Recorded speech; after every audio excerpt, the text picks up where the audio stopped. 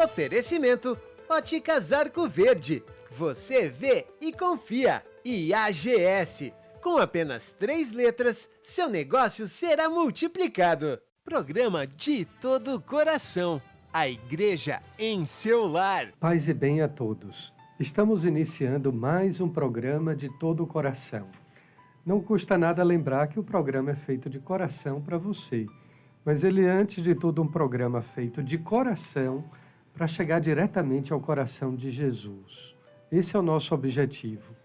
Atrair corações para o coração de Deus. Por esse motivo, o programa é feito também com muita fé. Não somente com todo amor, com muito sentimento, mas, acima de tudo, com muita fé. Que bom que você ligou o seu aparelho de TV, o seu celular, o seu canal, para acompanhar este programa, que você já sabe, é de todo o coração, é a igreja em seu lar, em sua casa, e você nos permitiu também entrar, como nós fazemos sempre, aos sábados, com a meditação da Palavra de Deus. Hoje, porém, nós temos um convidado ilustre, não tanto pela sua fama, mas pela sua fé, porque é a fé que distingue os cristãos. Se não fosse pela nossa fé, não fosse o nosso modo de ser cristão, nós seríamos uns como outros, como tantos outros, sem distinção. Portanto, hoje acolhemos um quase filho da terra. Hoje à noite, aqui ele receberá a cidadania caruaruense, o Frei Gilson, que também é conhecido pelo som do monte, eu diria como franciscano, o Monte Alverne, mas é também o Monte Tabor, acima de tudo, o lugar do Cristo transfigurado. Queremos acolher o Frei Gilson e, meditando, conversando com ele, certamente nós chegaremos também à reflexão da Palavra de Deus, diferente daquele formato que a gente faz, em que a gente medita o Evangelho do domingo. Hoje serve o Evangelho. Para começar, Frei Gilson, já que hoje pela manhã eu soube, através dos discípulos amados, que o santo principal da sua devoção é São Francisco de Assis, então eu gostaria de começar com uma afirmação da regra de São Francisco e lhe perguntar até que ponto essa afirmação, mesmo que você não a conheça, mas seja o norte, o rumo da sua vida. É que o Pai Seráfico dizia, na regra não bulada, que é a regra mais exigente da ordem franciscana, que a regra de vida da ordem dos frades menores é viver de acordo com o Santo Evangelho. Só isso. E esse só isso foi tão difícil, e por isso que a regra se chama não bulada, porque o Papa Inocêncio III não deu a bula. Quando ele viu aquela regra de São Francisco tão difícil, tão exigente, ele disse, eu não posso aprovar. E São Francisco respondeu a ele, mas Santo Padre, é que é o Evangelho, porque a regra de vida da ordem dos frades menores é viver segundo o Santo Evangelho. Eu penso também que a sua regra de vida, não apenas como frade carmelita, mas como cristão, como sacerdote, seja esse, viver segundo o Santo Evangelho. E aí, Frei Gilson, é difícil? Dom Rui, primeiramente é uma alegria estar aqui, participando deste programa, estando conectado com tantas pessoas neste momento. Falar aqui com o Senhor, partilhar com o Senhor neste momento. O Senhor tocou num assunto que me é muito caro. E tem falado tanto ao meu coração ultimamente. O Evangelho. Algo tão simples, mas como o Senhor mesmo disse, algo tão difícil. Vivemos num mundo onde eu estou assustado com o que eu estou vendo. Pessoas questionando o Evangelho, não acreditando no Evangelho. E óbvio, se são pessoas que não são cristãs, que questionam o Evangelho, a gente até entende, mas a gente começa a ver dentro da nossa própria igreja, né? Então sim, Dom Rui, para mim tem muito significado o Evangelho. Ali estão as palavras de Cristo. E não só palavras, ali tem a vida de Cristo. Então a gente não pode olhar o Evangelho como um escrito que Jesus deixou, até porque quem diz isso é Futon Shin, né? Cristo não escreveu nada, a não ser no chão, lá com a adúltera. Cristo não deixou um escrito.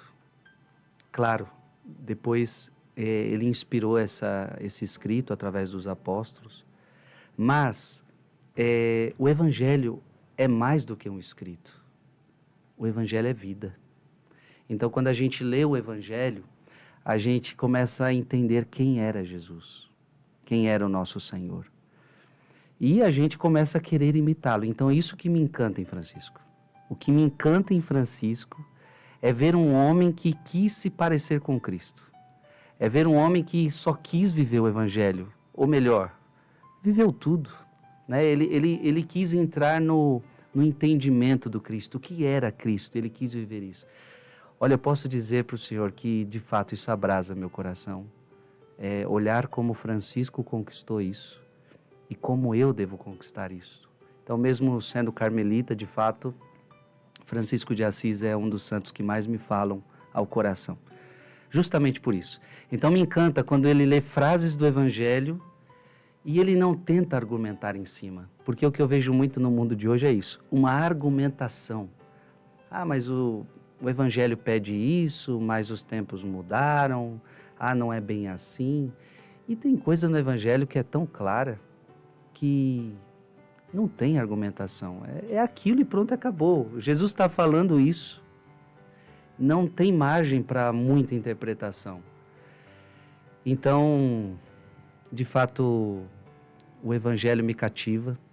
Eu tento vivê-lo todos os dias, sem mascará-lo. E vejo o tanto que o mundo hoje tem fugido do verdadeiro Evangelho, né? Hoje eu acho que o senhor, como bispo, percebe, pregar o Evangelho se tornou algo que nem todos mais têm coragem. Nem todos mais têm coragem. Para muitos, hoje, a pregação do Evangelho se tornou uma afronta. Para uns vão dizer até que é preconceito hoje. Falar do Evangelho virou preconceito, sendo que o Evangelho é vida. Verbum Dei, né? Exatamente. Eu estou me recordando aqui de um livro antigo de um biblista italiano chamado Alexandre Pronzato, cujo título é Evangelho que Incomoda, porque de fato vai muito nessa linha. Volto a São Francisco, na regra de vida, ele dizia com muita coragem profética, não de quem apenas admira o Evangelho, mas com uma lucidez profética, Francisco de Assis dizia, o Senhor me revelou. Ou seja, ele tinha uma convicção de fé de que o próprio Deus havia lhe revelado que aquele era o único caminho da sua vida. E quando ao mesmo tempo ele dizia, o Senhor me revelou, ato contínuo, a frase seguinte era, e eu quero. E eu quero firmemente, ainda acrescentava isso, e quero firmemente. Quando o nosso querer é tão debilitado, tão frágil, hoje a gente quer uma coisa de manhã, à tarde, não queremos mais. É um mundo descartável, né? O mundo das conveniências, o mundo do interesse. Por isso o Evangelho é incômodo, por isso é difícil ser cristão. Foi difícil ser cristão no passado, no Oriente, quando São Francisco vai conversar com o sultão, com os muçulmanos. Mas hoje também é difícil, porque não se trata de uma guerra santa, de uma guerra religiosa, mas de uma batalha espiritual, como eu dizia numa certa ocasião recente. Uma batalha espiritual em que o inimigo muitas vezes quer fazer com que o bem com B maiúsculo, que é o sumo bem, como São Francisco também chamava, esse sumo bem não apareça. Então é um desafio mesmo, viver pregar o Evangelho, anunciar o Evangelho sem acréscimos ou sem decréscimos, seja para agradar grupos, não é? Como se tornou um desafio para o bispo, para o frade, para qualquer pároco de aldeia. Hoje, pregar o Evangelho é um desafio. Sim. E eu digo, né, para todos que estão nos escutando, todos que estão nos assistindo, essa deve ser sua vida, né? É a vivência do Evangelho. Isso é ser cristão. Isso é ser cristão. Então, Dom Rui, hoje muita gente se diz cristão. Então, hoje tem muito isso. Eu sou católico. Eu sou evangélico. Eu sou isso, eu sou aquilo. Só que não vive de acordo com o Evangelho. Me lembro até, não me lembro quem disse, mas dizia, acho que foi Gandhi, né? Quando eu li o Evangelho, eu fiquei fascinado. Mas quando eu vi os cristãos, eu me decepcionei. Então, ou seja, eu vou dar exemplos simples, né? O Evangelho pede para perdoar. Não importa o que a pessoa te fez. Não importa o que aconteceu. O Evangelho pede para perdoar. E quantos não querem perdoar? Claro, não é fácil perdoar, mas o Evangelho pede para perdoar. Então, ser cristão é perdoar. Amar os vossos inimigos é a coisa que o Evangelho pede. E não tem como a gente dizer que não é isso. Está claro, está dito, está claro, né? E tantas outras coisas que o mundo não quer escutar, porque é difícil. Mas eu me lembrava, né, Dom Rui, de uma palavra muito difícil que Jesus pregou, e o povo começou a ir embora. E interessante, o próprio Evangelho diz assim, essa palavra é dura demais. João 6. Os últimos versículos do capítulo 6, que é exatamente o discurso sobre o pão da vida. Exatamente. Essa palavra é dura demais. Hoje em dia, por exemplo, quando eu prego sobre casamento, eu leio Mateus 19, que diz que só pode casar uma vez. Se Jesus falando, né? Se separar por um motivo qualquer, você está numa situação de adultério. E aí você prega isso para as pessoas dizem, mas isso é duro demais. Realmente, o Evangelho é duro. E naquele momento, pessoas começam a ir embora. E vejo, Dom Rui, que está acontecendo a mesma coisa. Diante de um Evangelho que é duro, porque o que as pessoas querem? Que o Evangelho mude. Mas o Evangelho não vai mudar. Pode mudar o mundo, pode vir ideologia disso, ideologia daquilo, pode vir partido político desse, daquele. Evangelho é Evangelho, o Evangelho não muda. Quem tem que mudar somos nós. Então, as pessoas começaram a ir embora. Se você não mudar essa palavra, a gente vai embora. E Jesus assistindo a cena das pessoas indo embora. E olha que bonito. Jesus olha para os discípulos e pergunta, e vocês? Vocês também não querem ir embora? Essa palavra para mim é muito forte. Porque é como se Jesus estivesse dizendo, eu não vou mudar a palavra. Eu não vou mudar o que eu falei. Eu não vou mudar o ensinamento. Eu não estou aqui para agradar você. Eu estou aqui para te salvar. E o único jeito que tem para te salvar é através da verdade. É através dessa palavra. E aí eu acho tão bonito porque Pedro, inspirado pelo Espírito, porque foi lançada a pergunta, vocês não querem ir embora também? E aí Pedro diz, a quem nós iremos, se só tu tens palavras de vida eterna? É como se Pedro estivesse dizendo, Jesus, tua palavra é dura, mas a tua palavra salva, e eu quero a tua palavra. E mais interessante ainda, Frei Gilson, é quando a gente toma os comentários de Fulton Sheen a esse respeito, e ele diz exatamente que é nesse capítulo 6 do Evangelho de São João, quando Jesus se apresenta como pão da vida, eu sou o pão vivo que desceu do céu, quem comer deste pão viverá eternamente. Esse capítulo vem logo, exatamente depois da multiplicação dos pães. E as pessoas estavam ali porque queriam pão. Pão em todas as mesas. E desse modo, quando Jesus diz, não vai ter pão em todas as mesas, porque eu sou o pão vivo que desceu do céu. Ali é exatamente quando se desencadeia a traição de Judas. um ano antes, ali Judas decidiu trair Jesus. Está lá, é o último versículo do capítulo 6 do Evangelho de São João. Pegue sua Bíblia e confira. Nós não estamos aqui acrescentando nem tirando nada.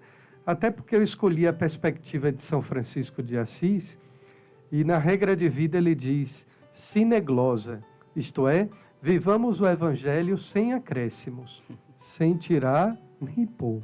Aí é que está difícil, porque cada um tem uma opinião, cada um acha uma coisa, mas a palavra é clara. E esse Evangelho de São João, no capítulo 6, é decisivo, porque muitos vão embora. Pedro toma a iniciativa, como você bem lembrou, de dizer, só tu tens palavras de vida eterna. Mas Judas ali decidiu trair. Decidiu trair porque não estava do seu agrado, não era de acordo com as suas conveniências ideológicas, ou talvez até teológicas também, não é? E é um quadro que a gente vê se repetir muito também na vida da igreja.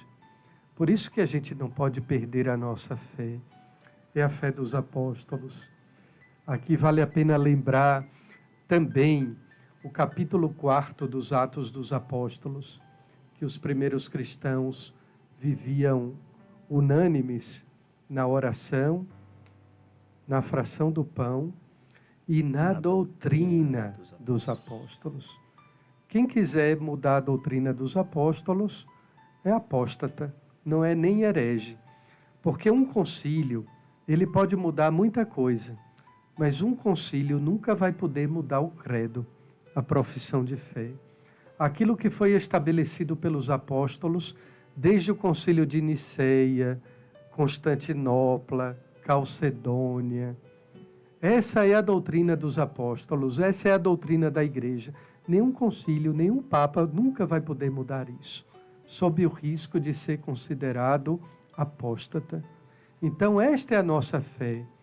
Uma vez eu fiz um retiro para o clero de Jequié, na minha antiga diocese, na Bahia, e o tema do retiro foi exatamente o ato de fé, que é aquela oraçãozinha que o povo rezava e que a igreja não aboliu. Nós simplesmente é que deixamos de rezar, que era uma síntese do credo, e no final se diz, nesta fé quero viver, nesta fé quero morrer. Você não muda de religião como muda de roupa. Nesta fé eu quero viver, nesta fé eu quero morrer. E ai de mim se eu não morrer nesta fé. Que lindo. Então é esta nossa fé que nos faz unir, nos faz a comunhão da igreja. Os nossos irmãos evangélicos usam muito a expressão congregar. Você congrega em que igreja? Católico não congrega. Católico comunga. Porque ele vive a unidade do Espírito Santo e a comunhão na Eucaristia. Por isso, nessas 24 horas para o Senhor, vale a pena lembrar, católico não congrega. Católico vive a unidade do Espírito Santo e a comunhão da fé na Eucaristia. Nesta fé eu quero viver, nesta fé eu quero morrer, porque eu sei que depois desta vida vem uma outra vida. E é para essa outra vida que eu tenho que me preparar. Amém. Mas a realidade, Frei Gilson, cultural ou social, há pouco nós conversávamos que a população da sua paróquia em São Paulo é quase a mesma ou é maior do que a população da cidade de Caruaru. Mas você também tem origens em Pernambuco. E aí, é muito diferente viver a fé, viver o Evangelho lá e cá? Olha, sim, eu tenho raízes pequenas, né? Pequenas raízes na minha infância. Eu vinha a Caruaru, então eu dizia pro Dom Rui que aqui não chega a 400 mil habitantes, né, em Caruaru. E se eu fosse pegar o meu bairro onde eu moro, em São Paulo, chamado Grajaú, por exemplo, aquela localidade toda tem mais de 450 mil pessoas, né? É uma grande população. E sim, eu percebo que é muito diferente, né? É muito diferente. Se você... o povo de São Paulo, quando você chega aqui, é totalmente diferente. Você chega no Nordeste, você percebe um povo de mais devoção, um povo de uma fé que vem de uma tradição, né? Então, São Paulo, isso já é bem difícil, é bem diferente. São Paulo é muito grande, cada região de São Paulo é uma realidade diferente. E, Dom Rui, a gente começa a perceber que, na verdade, todo mundo está se secularizando, né? Seja sul, seja o norte, a gente percebe que o mundo está se secularizando. A gente percebe uma perda de fé muito grande. Eu tenho dito, Dom Rui, que tem um dado que tem me assustado, né, para nós católicos, é que 8% só dos católicos, já não somos a maioria, talvez não como éramos antes, né, de católicos, mas somente 8% dos católicos vão à missa aos domingos, no Brasil. Esse é um dado alarmante, preocupante. Por quê? A gente está vivendo aquilo que a gente até conversava. Estamos vivendo uma onda de pessoas que se dizem algo, se dizem cristãs, se dizem católicas, mas que não querem viver, não querem comungar. Ou seja, aliás, Dom Rui, é o que eu mais tenho sentido. O mundo tem criado a sua própria religião. Há um movimento de criar a sua própria religião, ou seja, uma religião pautada pelas suas próprias ideias, onde o ser humano é o seu próprio Deus. Então, onde eu vou pegando o que eu gosto da Bíblia, o que eu não gosto da Bíblia, o que eu gosto da igreja, o que eu não gosto da igreja. Olha, meus queridos, eu vejo que isso é muito perigoso. Você que nos escuta agora, a gente recebeu uma revelação, né? Que veio pronta. Então não sou eu que vou inventar um novo evangelho, não vou ser eu que vou inventar uma nova forma de viver, não serei eu que vou adaptar o evangelho ou a igreja ao que eu penso, ao que eu acho. O senhor falou uma coisa muito importante. As minhas ideias diante do evangelho não tem nada, não tem nexo, né? Então, vemos no mundo de hoje as pessoas, mas eu penso isso, eu penso aquilo, Sim, mas o Evangelho está acima de nós, partindo sempre do início da nossa conversa. O Evangelho está acima de nós. Você que está acompanhando este programa, eu digo para você, não queira fazer a sua religião, não queira fazer o seu Evangelho, porque o seu Evangelho não vai salvar você. Não vai, porque é o seu Evangelho. A sua religião adaptada não vai salvar você. A única coisa que vai nos salvar é o Evangelho de Cristo. É quando a gente tiver coragem de dizer, essa palavra é dura, mas ela é palavra de vida eterna.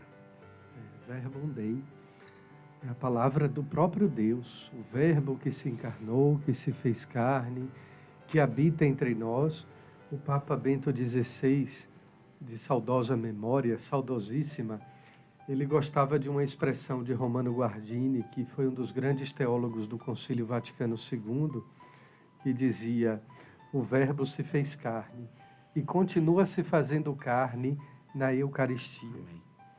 Então, como é que um católico que professa a sua fé perde a sua identidade e deixa de ir à missa?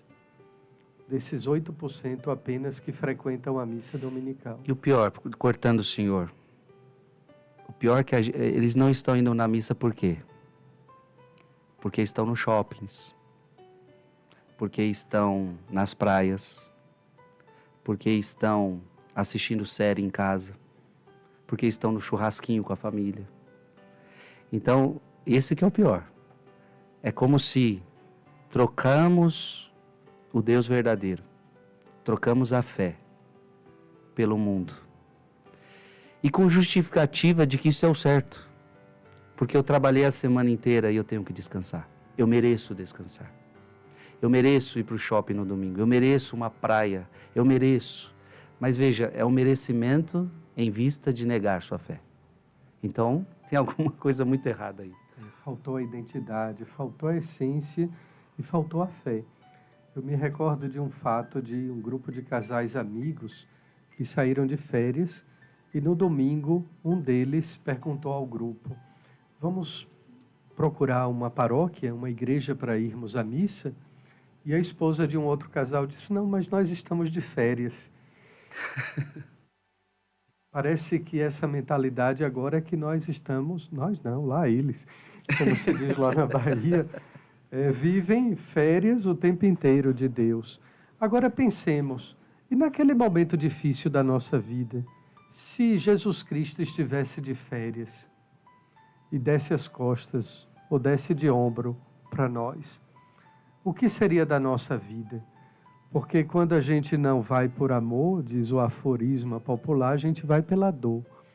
E muita gente na hora do desespero, e aí é uma busca quase que inglória, na hora do desespero buscar a Deus, você não tem quase que cabeça para poder pensar, você está desesperado. Eu gosto um pouquinho, não pelo jogo das palavras, mas o antônimo, o contrário de desespero, é a espera, é quem sabe esperar. E se eu espero em Deus, eu não me desespero, porque eu sei em quem confiei. Pois bem, então nós vamos adiante com o nosso programa de todo o coração, hoje aqui ao vivo, nas 24 horas para o Senhor, mas também sendo reapresentado no sábado, aqui nos principais canais de comunicação da nossa diocese. Conforme disse no início, temos a participação especialíssima de Frei Gilson, que vem nos ajudar a rezar. E eu dizia no início do rosário, das 24 horas para o Senhor, e repeti também ao clero de Caruaru, que o que nos torna pessoas de Deus, homens e mulheres de Deus, é a nossa vida de oração. O que faz com que um padre seja um bom sacerdote é também a sua vida de oração. Então, a oração antes de tudo. E é desse modo que nós queremos, então, agradecer a Deus, comprometendo-nos cada vez mais em rezar por vocês. O compromisso de um sacerdote é rezar pelo povo. E a gente vê muito padre pedindo oração, reze por mim. Mas, antes de tudo, o padre tem que rezar pelo povo, o bispo mais ainda. E esse compromisso não deve nos envergonhar, porque as pessoas supõem e esperam isso de nós. Padre, o senhor reza por mim? Porque eu suponho que o senhor está mais perto de Deus. Eu acho que o senhor reza mais do que eu. E está lá nos documentos do Concílio Vaticano II. O Papa Francisco nos pediu na visita de Límina, estudem com o povo os documentos do Concílio Vaticano II. Pois bem, está lá na Presbiterorum Ordinis, todos os documentos que falam do sacerdócio, que nós somos mediadores, intercessores. Então, contem com a oração do seu bispo, a oração de Frei Gilson. Quantas intenções, quando eu vou rezar o rosário lá com você em São Paulo e vejo lá nos aparelhos chegando as intenções, né? Frei, reze por isso, sim, reze por mim. Então nós queremos terminar esse programa agora rezando. Geralmente eu termino o programa dando a bênção, mas hoje aqui com Frei Gilson, eu quero rezar junto com ele uma Ave Maria por você, pela sua família. Eu não sei o que é que você está passando aí em casa, se é um momento de alegria, de júbilo, de felicidade, ou se é um momento de tristeza, de doença, de angústia. De qualquer modo, essa Ave Maria, a Nossa Senhora das Dores, padroeira de Caruaru, vai para a sua casa, para a sua família e para você. Ave Maria, cheia de graça, o Senhor é convosco. Bendita sois vós entre as mulheres, e bendito é o fruto do vosso ventre, Jesus. Santa Maria, Mãe de Deus, rogai por nós, pecadores, agora e na hora de nossa morte. Amém. E a sua mensagem final, Frei Gilson, para esse povo bom, cheio de fé? Gente, que alegria. Obrigado, Dom Rui, pelo convite de estar aqui. E a você que nos acompanha, que alegria foi estar com você. Olha, se eu puder resumir para você, diante de tudo que a gente partilhou hoje aqui, viva o Evangelho e você vai ser feliz. Quando a gente diz para você sobre o Evangelho, não é querendo colocar um fardo nas suas costas. Pelo contrário, é vivendo o Evangelho que você vai se tornar um autêntico cristão e você vai ser feliz. Então eu desejo para você esta felicidade, que só é possível andando nos caminhos do Senhor.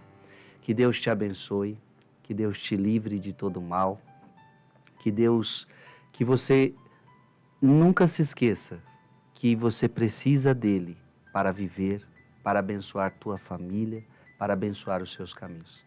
Foi uma alegria estar aqui, que Deus te abençoe. Que Deus te abençoe e te guarde. Essa era a bênção de São Francisco. Não era paz e bem não, viu? Paz e bem foi uma invenção depois dos frades. Mas a bênção de São Francisco era sempre essa. O Senhor te abençoe e te guarde. Em nome do Pai, do Filho e do Espírito Santo. Amém.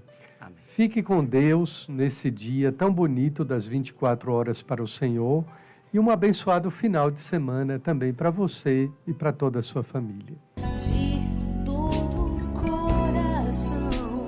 Oferecimento Óticas Arco Verde. Você vê e confia. E AGS. Com apenas 3 letras, seu negócio será multiplicado. Programa De Todo Coração. A igreja em seu lar.